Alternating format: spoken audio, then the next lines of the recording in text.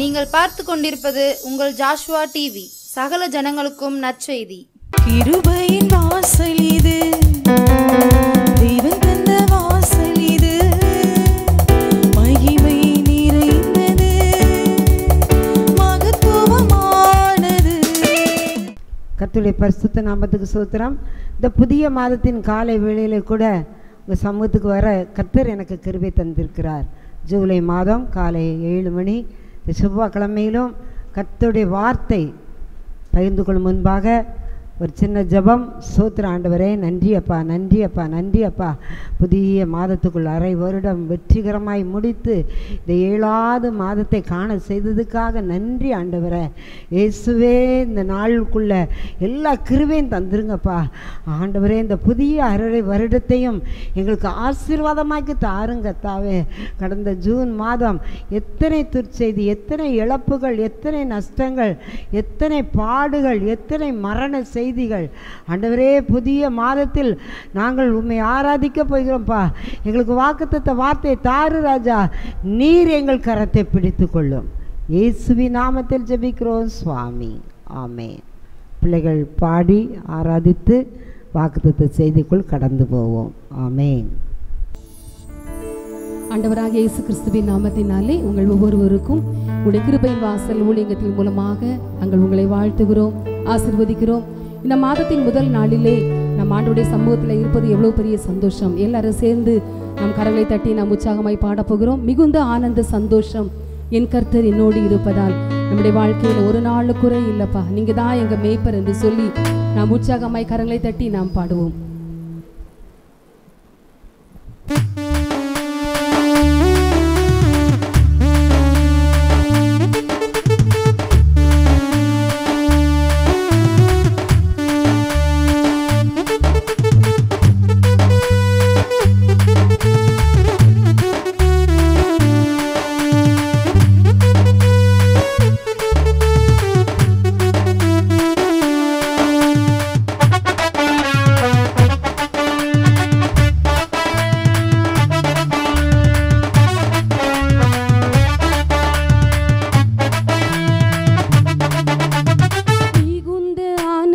சந்தோஷம், என் கர்த்தர் என்னோடு இருப்பதால் மிகுந்த ஆனந்த சந்தோஷம், என் கர்த்தர் என்னோடு இருப்பதால் குறையில்லையே, குறையில்லையே, என் கர்த்தர் என் மேய்ப்பர்.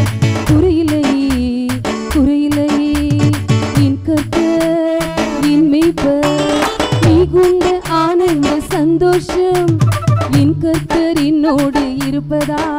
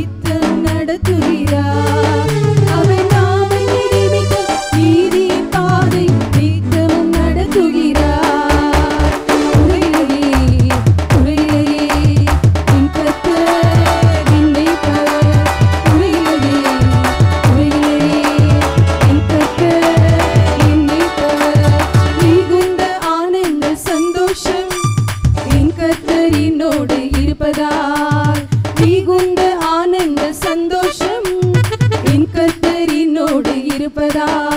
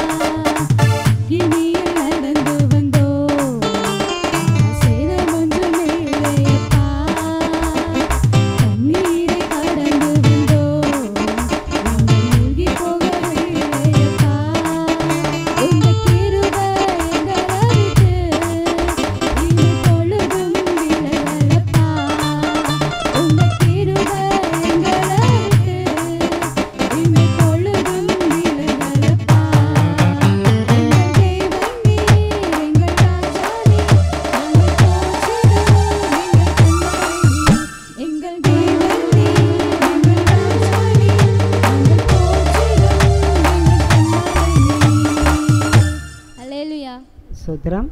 இப்பொழுதும் பாடல் துதி எல்லாவற்றையும் கேட்டீங்க. இப்போ இந்த புதிய மாதத்துக்காக கர்த்தர் கொடுத்த வார்த்தை ஏசாயா 59. எல்லோரும் எடுத்து வச்சுக்கோங்க.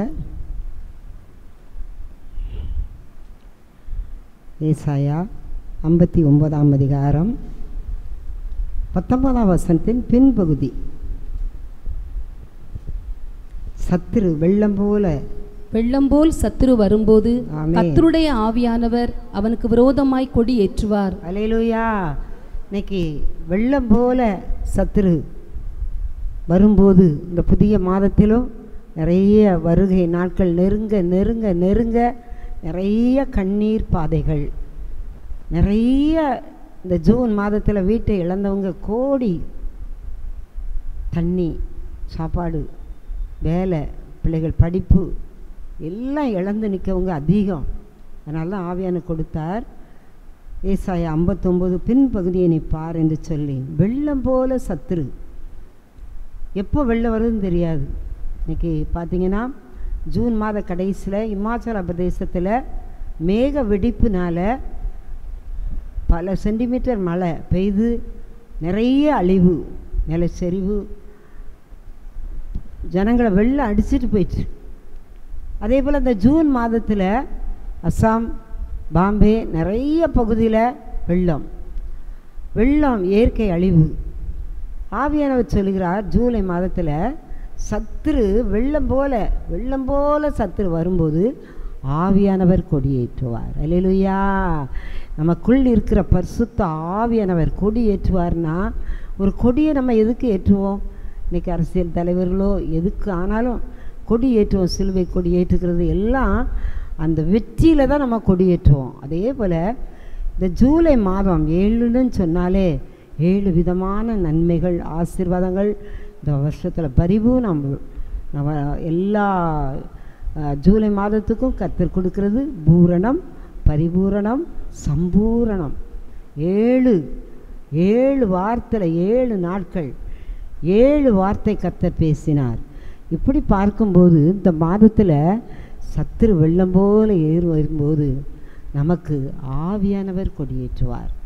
ஆவியானவர் எத்தனை பள்ளங்கள், நெருக்கங்கள், மரண காரியங்கள், வியாதி காரியங்கள், பண கஷ்டங்கள், மன உளைச்சல்கள், வீட்டுக்குள்ளே சமாதானமற்ற தன்மை, இன்றைக்கி இந்த ஜூன் மாதத்தில் மட்டும் சோஸ்வா டிவி மூலம், கிருபையின் வாசல் மூலம் எனக்கு வருகிற துர்ச்செய்திகள், நிறைய ஜப குறிப்புகள் எல்லாம் வேதனை விபத்தினால் கால் இழந்து நிற்கேன், வியாதினால் அடிபட்டிருக்கேன், கடன் பிரச்சனையால் சோர்ந்திருக்கேன், என் பிள்ளைகள் குடும்பம் பிரிஞ்சிருக்கு. இந்த ஜூன் மாதத்தில் ஜெபிக்க வரவங்க, ஜெபம் செல்ல வருகிற செய்தி எல்லாம் பார்க்கும்போது ஆண்டவர் இந்த ஜூலை மாதத்தில் ஒரு நிறைவான தெய்வம். ஏன்னா அதுக்கு அடுத்த அதிகாரம் ஏசாயா 60 5ஆம் வசனத்தை பாருங்கள். அப்பொழுது நீ அதை கண்டு ஓடி வருவாய், உன் இருதயம் அதிசயப்பட்டு பூரிக்கும். போதும். ஆமென். அல்லேலூயா. இந்த சத்துரு வெள்ளம் போல ஏறி வரும்போது ஆவியானவர் கொடியேற்றும் போது நமக்கு என்ன கிருபை தருவாராம்? அப்பொழுது நீ அதை கண்டு ஆண்டவர். எத்தனையோ வருஷமாக இந்த டிவி மூலம் நிறைய வார்த்தைகள் போய்கொண்டே இருக்கு, கடந்து வந்துக்கிட்டே இருக்கு. இன்றைக்கி சாட்சி சொன்னால் நான் நிறைய சொல்லலாம், அவ்வளோ சாட்சி. அவங்க யாராக இருந்தாலும் ஆண்டவரை பிடிச்சிக்கிட்டாங்க. அப்போது நீ ஓடி வரும்போது இயேசு தான்.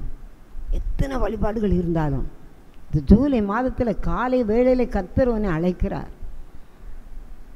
உன் இருதயம் அதிசயப்பட்டு எப்படி தேவன் செய்வாரா? ஒரு நாள் ஒரு ஃபோன் வந்துச்சு.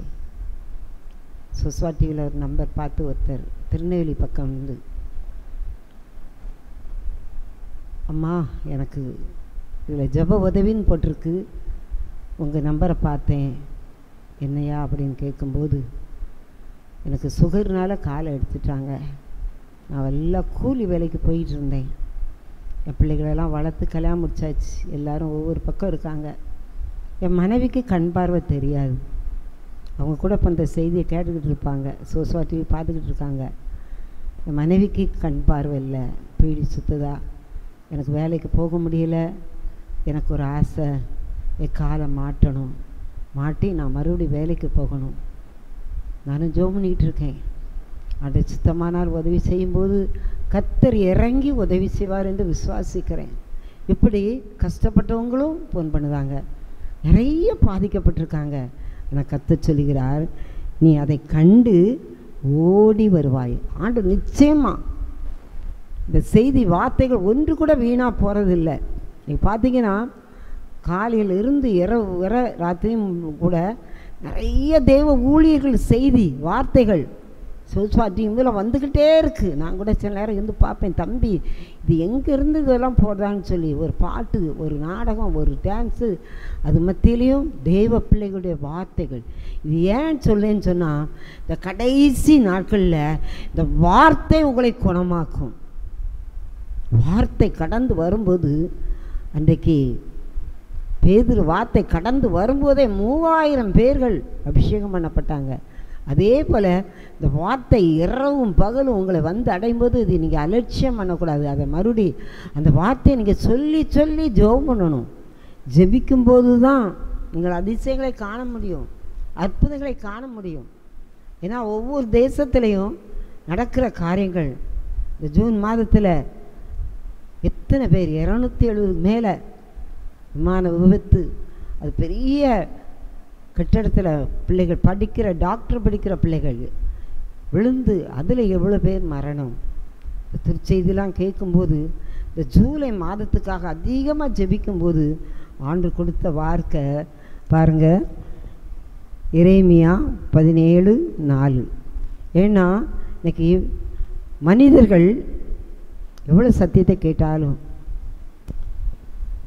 எவ்வளோ செய்திகளை கேட்கும், அதனால் இருதயம் இன்னும் பரிசுத்தமாக்கப்படலை. அதனால் ஆண்டவர் சொல்லுகிற வார்த்தை எரேமியா 17:4. அப்படியே நான் உனக்கு கொடுத்த சுதந்திரத்தை நீதானே விட்டு விடுவாய். நீ அறியாத தேசத்தில் உன்னை உன் சத்துருக்களுக்கு அடிமையாக்குவேன். என்றென்றைக்கும் எரியத்தக்க என் கோபத்தின் அக்கினியை மூட்டி விட்டீர்களே. என்றென்றைக்கும் எரியத்தக்க கோபம் ஆண்டுட்டு இருக்கு. இன்றைக்கி எல்லா தேசத்தில் இந்தியாவில் உள்ளவங்க இருக்காங்க, அத்தனை பேரும் திரும்பி வராங்க. படிக்கிற பிள்ளைகள், வேலை செய்கிற பிள்ளைகள் நிறைய நம்முடைய தேசம் உலகம் முழுவதும் இருக்குது. அவங்கெல்லாம் திரும்பி வராங்க. ஏன்னு சொன்னால், எரியத்தக்க கோபம் மூட்டி விட்டீர்களே. நான் பாவம் செஞ்சால் யாருக்கு நஷ்டம்னு நினைக்கும், எனக்கு தானே நஷ்டம். இல்லை, ஆண்டவர் துக்கப்படுகிறார். என் கோபத்தை நீங்கள் எரியத்தக்கதாக இந்த கடைசி நாட்களில் ஆண்டவர் எல்லாத்தையும் பொறுத்து கொள்வார்.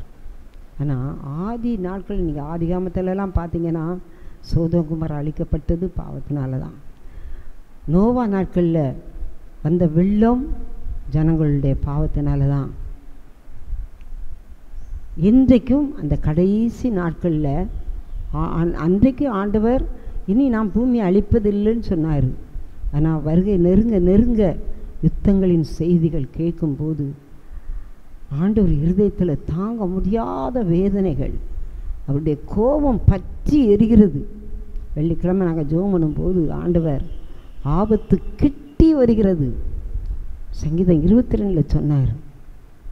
ஜெபிக்க வட்டமாக நின்று தேசத்திற்காக நாங்கள் கதறுவோம். இயேசுவே, இந்தியாவுக்கும் பாகிஸ்தானுக்கும் வந்து சண்டையை நீர் ஆச்சரியமாய் அமைதிப்படுத்தினீர். அண்ணனா, இப்போ இந்த ஜூலை மாதத்துக்குள்ளே நீங்களும் நானும் பிரவேசிக்க முடியாது. ஒவ்வொரு தேசமும் சேர்ந்து கொள்ளும். இந்தியாவை எப்போ அழிப்போம்னு சொல்லி அவ்வளவு ஏவுகணைக்கு நம்ம இடத்துக்கு வரும். சுரண்டையும் தப்பி போவது இல்லை. ஆனால் கர்த்தர் அவருடைய கண்களில் தயவு கிடைச்சதுனால நம்ம தப்பி இருக்கோம். அவரை மறுபடி கோபம் மூட்டாதபடி. இன்னொரு வசனத்தை பாருங்கள், யோபு 21:17. யோபு 21:17. எத்தனை சடுதியில் துன்மார்க்கரின் விளக்கு அணைந்து போம். அவர் தமது கோபத்தினால் வேதனைகளை பகிர்ந்து கொடுக்கையில் அவர்கள் ஆபத்து அவர்கள் மேல் வரும். அவர் தமது கோபத்தின் வேதனையை, இப்போ நம்ம ஜெபிக்கும்போது ஆண்டரை பற்றி அறியாதவங்ககிட்ட போய் ஆண்டர் வேதனையை சொல்ல மாட்டார். ஆண்டரை பற்றி அறிஞ்ச நம்மகிட்ட ஆண்டவர் பேசுவார். பேசுறது மட்டும் இல்லை, அவர் இருதயத்தின் வேதனையை சொல்வார். அப்படி சொல்லும்போது அவர் பகிர்ந்து கொடுக்கவும், அடுத்த வரி வாசிமா, அவர்கள் ஆபத்து அவர்கள் மேல் வரும். இனி வருகிற இந்த ஜூலை மாதத்தில் உங்களை பயமுறுத்துறதுக்கு சொல்லலை. நிறைய சத்தியத்தை கேட்டுட்டோம். செல்லு திருப்பினா சத்தியம், டிவி பார்த்தீங்கன்னா சத்தியம், எல்லாவற்றிலும் தேவனுடைய வார்த்தை நிறைய பேருக்கு கடந்து வருது. ஆனாலும் துணிகரமாக இன்றைக்கி பெண்கள், கடந்த நாள்லாம் நாங்கள் ஒரு காரியத்தை சொல்லி ஜெபித்தோம். திருமணமான புதிதிலே கணவரை கொல்லுதாங்க. இத்தனை பெண்கள் இன்னைக்கு பெண்கள் அதிகமாக, பெண்களுக்கு தான் அதிகமாக ஜெபிக்க வைக்க பாரப்படுத்துதார். துரோகம், கள்ள காதல் அதிகமாக பெருகி கொண்டு போகுது. பிள்ளைகள் அனாதையாக நிற்காங்க. ஜூன் மாத கடைசியில் ஒரு அம்மா அப்பா, அந்த தாய் 2 பிள்ளைகளுக்கு சமையல் பண்ணிக்கிட்டு இருக்கா. சமைச்சிக்கிட்டு இருக்கும்போதே சின்ன பிரச்சனை தான், பெரிய பிரச்சனைலாம் இல்லை. இந்த கணவருக்கு ஒரு கோபம், என்ன செய்தோம்னே அவருக்கு தெரியல. காலையில் 6:45 மணிக்கு பேப்பரில் வந்திருந்தது. அதில் பக்கத்தில் கிடந்த அருவாமனை எடுத்து மனைவி மண்டையில் ஒரே போலா போட்டார். அந்த ஸ்பாட்லேயே அந்த பிள்ளைகள் ஸ்கூலுக்கு புறப்பட்டுக்கிட்டு இருக்கு, இவரும் வேலைக்கு புறப்பட்டுக்கிட்டு இருக்காரு. மனைவியை ரொம்ப நேசிக்கிறவர், பிள்ளைகளை நேசிக்கிறவர். அப்படி இருந்தும் அவருக்கு அந்த கோபத்தை கட்டுப்படுத்த முடியலை. மனைவி இறந்துட்டாங்க, பிள்ளைகள் நடு தெருக்கு. இப்படி கோபத்தின் ஆவி, தற்கொலை ஆவி. இந்த ஜூன் மாத கடைசியில் நெல்லையில் மட்டும் ஒரே நாளில் 2 இடத்துல கொலைகள். பாவம் பெருகிக்கிட்டே போகுது. சாபங்கள், இரத்தம் அதிகமாக சிந்தப்படுது. தயவுசெய்து கேட்குறேன், நீங்கள் ஜீசஸ் உங்களுக்குள்ளே வந்தால் தான் அந்த கோபத்தை கட்டுப்படுத்த முடியும், தற்கொலைக்கு விலகி ஓட முடியும், பிள்ளைகளை பராமரிக்க முடியும். விலைவாசி ஆவியான சொன்னார், பட்டயம், பஞ்சம், கொள்ளை நோய், இந்த 3 இந்த ஜூலை மாதத்துக்குள்ளே வராதபடி முன்கூட்டியே எச்சரிக்கையாக ஜெபி. நம்ம வீட்டை விட்டு வெளியே போனாலே விபத்துக்கள். கடந்த நாளில் என் தங்கச்சி ஃபோன் பண்ணி சொன்னான், சென்னையில் ஒரு தேவ ஊழியர் மகன் பைக்கில் கொஞ்சம் தூரம் தான் போயிருக்காரு, ஆக்சிடெண்ட் ஆகிட்டு மூளை வெளியே வருது அளவுக்கு. ஆனாலும் அங்கே ஆஸ்பத்திரியில் நாங்கள் போய் ஜெபம் பண்ணோம். ஆண்டவர் கிருபையால் அந்த உயிரை தப்புவித்திருக்கிறார். வாலிப இரத்தங்கள் சிந்தப்படாதபடி, 2 வீலரோ 4 வீலரோ இன்றைக்கி விமானம் பறக்க விடாதபடி, என்னைக்கு விமானம் விழுந்து நிறைய பேர் இறந்தாங்களோ அதில் இருந்து இன்னைக்கு வர போர் யுத்தத்தினால விமானம் நிறுத்தப்பட்டு இருக்குது. கத்தாரில் விமான தளத்தின் மேலே ஈரான் அந்த ஆயுதங்கள் அணு கொண்டை வீசினதுனால எனக்கு அந்த ஏர்போர்ட்டே அழிக்கப்பட்டிருக்கு. அதே போல் ஜூன் 26ஆம் தேதி ஒரு செய்தி பேப்பரில் வந்திருந்தது, நீங்கள் எல்லோரும் வாசித்திருப்பீங்க. ஜனங்களுக்குள்ளே இருக்கிற ஒரு குருட்டாட்ட தன்மையும் மாறணும். என்ன வந்திருந்ததுன்னு சொன்னால், அருமையான ஒரு சகோதரி, ஒரு பெண் குழந்தை, 1.5 வயசு, அவள் கணவர், அவங்க அத்தை மாமா, அவள் வயிற்றில் 4 மாதம் குழந்தை பாக்கியம். எல்லாரும் திருப்பதிக்கு போயிட்டு ஊருக்கு திரும்பும்போது அந்த கணவர் சொல்லியிருக்கிறார், வா உனக்கு செக்கப் பண்ணிவிட்டு ஊருக்கு போகணும்னு சொல்லி அங்கே ஒரு ஆஸ்பத்திரிக்கு போயிருக்காங்க. அப்போ கணவர் அங்கே உள்ள டாக்டர்கிட்ட என்ன குழந்தைன்னு பார்க்கணும், இல்லை பார்க்க முடியாதுன்னு சொன்னாங்க. ஆனால் இவர் கட்டாயப்படுத்தி பணம் செலுத்தி என்ன குழந்தைன்னு பார்க்கும்போது 4 மாத பெண் குழந்தை. எல்லோரும் வாசித்திருப்பீங்க, டிவியில் அந்த செய்தி வந்திருந்துச்சு. டாக்டர் சொல்லிட்டு போயிட்டாரு. மனைவியை கூப்பிட்டு, ஒரு பெண் குழந்தை இருக்குது, நம்ம குழந்தை எப்போனாலும் பெற்றுக்கிடலாம், இப்போ இந்த 4 மாத குழந்தைய நம்ம வந்துட்டோம், ஊர்லேருந்து வந்துட்டோம், இதை கலைச்சிட்டு போயிடுவோம்னு சொல்லி. அப்போ அவள் சொல்லியிருக்கா, இல்லை பொம்பளை பிள்ளை தானே, நான் பார்த்துக்கிடுவேன், இருக்கட்டும், 4 மாதம் நான் கஷ்டப்பட்டுட்டேன், சுமந்துருவேன் அப்படின்னு சொன்னான். ஆனால் அவர் கேட்கலை. அத்தை மாமா எல்லோரும் சேர்ந்து இன்றைக்கி ஆஸ்பத்திரியில் தங்குவோம், நாளைக்கு டாக்டர் என்ன சொல்லாருன்னு பார்ப்போம். ஆனால் அவர் கணவர் தீர்மானமாக இருந்திருக்காரு, இல்லை பொம்பளை பிள்ளை வேண்டாம். ராத்திரி எல்லோரும் படுத்த பிறகு இவளுக்கு தூக்கம் வரல, அழுதுகிட்டே இருந்திருக்கா. அந்த குட்டி பிள்ளையும் விட்டுட்டு போகிறதுக்கு மனசு இல்லை. பிள்ளையை தூக்கிட்டு எல்லாரும் தூங்கின பிறகு கதவு திறந்து போய் அந்த ஊரில் ஒரு சின்ன கிணறு, பிள்ளையை போட்டுட்டு அவளை விழுந்து இறந்துட்டா. காலையில் மனைவியை தேடி இருக்காரு, பிள்ளையை தேடி இருக்காரு, இல்லை. உடனே ஆஸ்பத்திரி முழுவதும் தேடினாலும் காணலை. அத்தை மாமா எல்லோரும் தேடி இருக்காங்க. அப்புறம் அவங்களுக்கு வெளியூரில் எப்படி கண்டுபிடிக்கணும்னு தெரியல. உடனே போலீஸ் ஸ்டேஷன் போயிருக்காங்க. போலீஸ்லேருந்து தேடி பார்க்கும்போது அந்த கிணத்துல அந்த மகா மிதந்திருக்கா. அதுக்கு பிறகு விசாரித்த பிறகு தான் பெண் குழந்தை வேண்டான்னு சொல்லி இப்படி செஞ்சுருக்காங்கன்னு இன்றைக்கி போலீஸ் எல்லாரையும் பிடிச்சிருக்கு. எதுக்கு சொல்ல வாரேன்னு சொன்னால், 2025 எவ்வளவோ இன்றைக்கி கண்டுபிடிச்சிருக்காங்க, எதெல்லாமோ செய்தாங்க. ஆனால் பெண் குழந்தைகளை அழிக்கிறதுல இன்னும் மூடத்தனமாக எந்த குழந்தைனாலும் பரவாயில்லை. இதை கேட்டுக்கொண்டு இருக்கவங்களுக்கு ஆவியானவர் எதுக்கோ தீர்க்க தரிசனமாக சொல்ல வைக்கிறார். எந்த குழந்தைனாலும், ஆண் குழந்தையோ பெண் குழந்தையோ, நேசிக்கிற ஒரு இருதயத்தை கற்று தரணும். ஏன்னு சொல்லினா, குழந்தை இல்லாதவங்க நிறைய பேர் ஜெபிக்க வராங்க. ஒரு சகோதரி நான் ஒரு நாள் வீட்டில் இருக்கும்போது வந்து அழுதா. 9 வருஷம் ஆச்சு, ஆண்டவர் குழந்தையை தருவார் சொல்லி ஜோமுன்னு அனுப்புனேன். இன்னொரு செய்தி எனக்கு வந்துச்சு. 3 வருஷம்தான் ஆச்சு, குழந்தை இல்லை. உடனே அந்த ஆள் அந்த மனைவியை, சுரண்ட பக்கத்தில் தான், கிராமத்தை சொல்ல நான் விரும்பலை, அந்த மனைவியை விட்டுட்டு வேற ஒரு மனைவியை திருமணமாகி வேறு ஊரில் போய் குடியிருக்காரு. இப்போ அவள் 2 மாதமாக இருக்கான்னு சொல்கிறாரு. எவ்வளோ பெரிய காரியம்னு பாருங்கள். அவள் நிலைமை என்ன ஆகும்? 2 வருஷம் ஆச்சு. இதை கேட்டுக்கொண்டு இருக்கவங்களுக்கு ஆவியானவர் பேசுகிறார். எந்த சூழ்நிலைனாலும் இந்த சூழ்நிலையில் உங்களை மறந்து எந்த காரியத்தையும் செய்ய துணியாதங்க.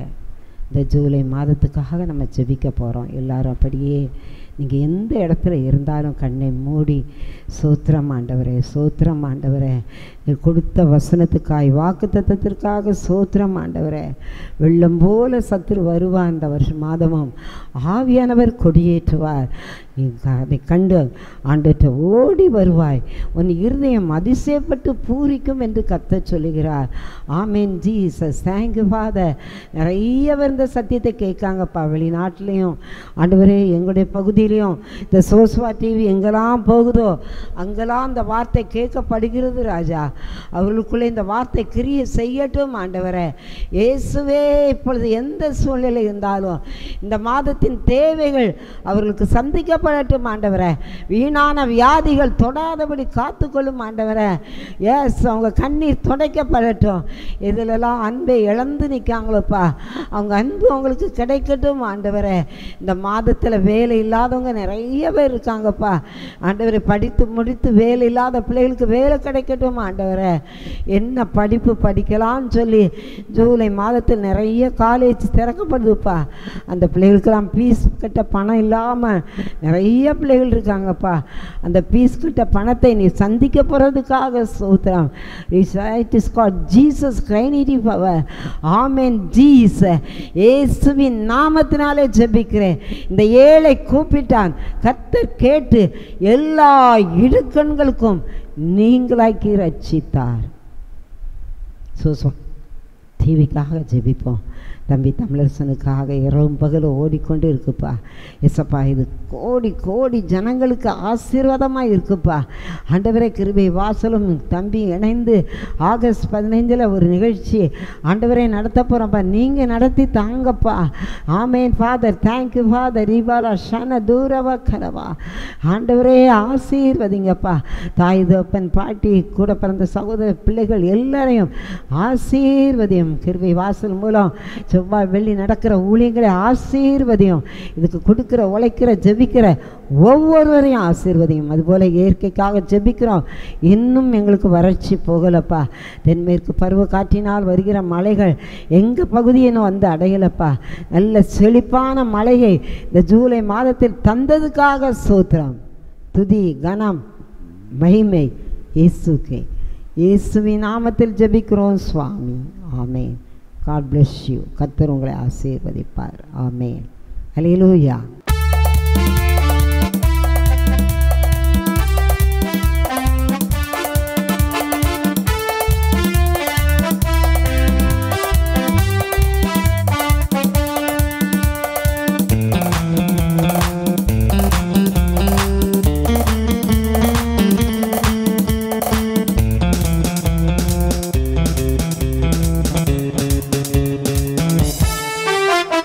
கிருபையின் வாசல் இது, தேவன் தந்த வாசல் இது.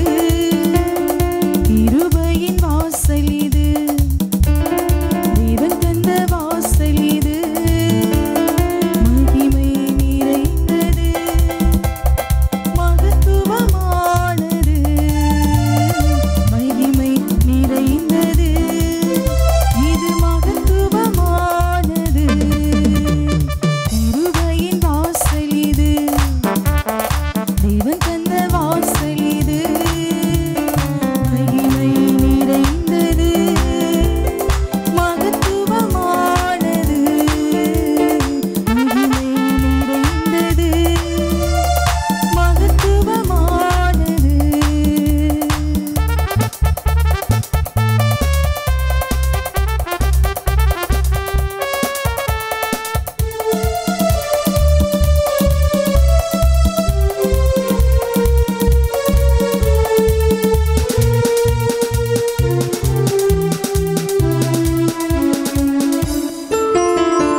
பாவியை இரட்சிக்கும் பரிசுத்த வாசல் இது. நீதியை போதிக்கும் நித்திய வாசல் இது. பாவியை இரட்சிக்கும் பரிசுத்த வாசல் இது. நீதியை போதிக்கும் நித்திய வாசல் இது. விசுவாசத்தில் வளரச் செய்யும் கிருபையின் வாசல் இது. விசுவாசத்தில் வளரச் செய்யும் கிருபையின் வாசல் இது. இன்னல்கள் தீர்த்திடும் இயேசுவின் வாசல் இது.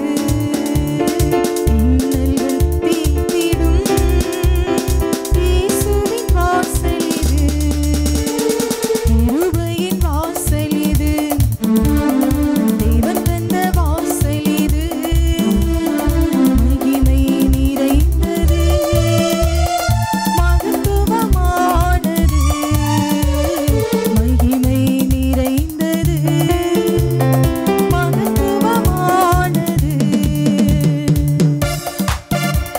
மனதாரம் எல்லாவற்றையும் போக்கக்கூடிய மகிமையின் வாசலா இருக்கிறது இந்த ஸ்தலமானது.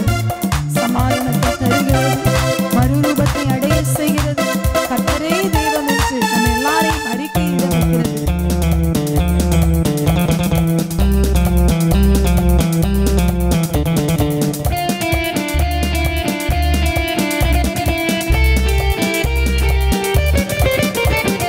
மனபாரம் போக்கிவிடும் மகிமையின் வாசல் இது. சமாதானம் தந்திடும் அன்பரின் வாசல் இது.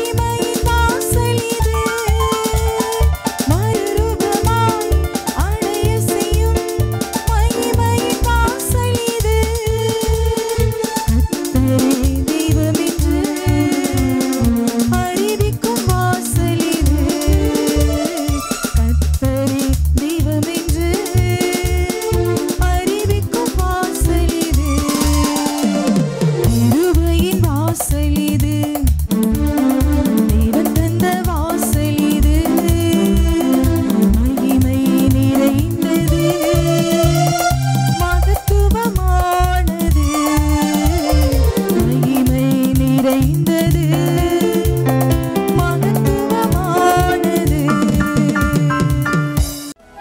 சுரண்டை கிருபையின் வாசல் ஊழியங்கள் நடத்தும் உபவாச ஜெபம் ஒவ்வொரு வெள்ளிக்கிழமையும் காலை 10 மணி முதல் மதியம் 2 மணி வரை. இடம் கிருபையின் வாசல், சுரண்டை. பாவமா, சாபமா, தீராத வியாதியா, தற்கொலை எண்ணமா, இயேசு கிறிஸ்து விடுதலை தருகிறார். யாவரும் கலந்து கொண்டு தெய்வ ஆசீர்வாதம் பெற்றுச் செல்ல அன்புடன் அழைக்கிறோம். தொடர்புக்கு 9443971324.